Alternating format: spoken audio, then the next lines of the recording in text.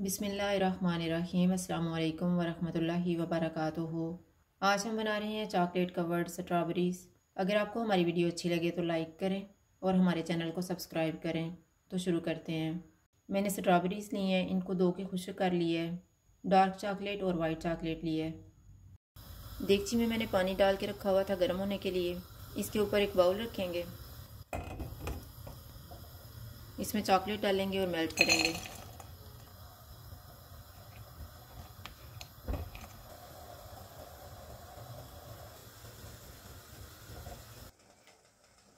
Chocolate melt हो गई है, इसको एक ग्लास में डाल लेते हैं।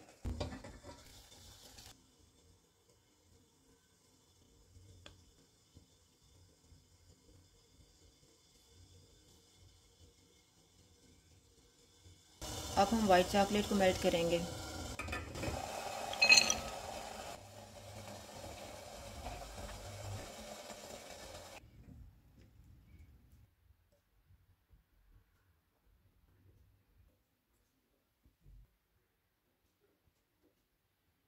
स्ट्रॉबेरीज़ पे चॉकलेट की कोटिंग करेंगे। कोटिंग करके हम कुछ पे ड्राई फ्रूट लगाएंगे और कुछ पे शुगर स्प्रिंकल्स लगाएंगे।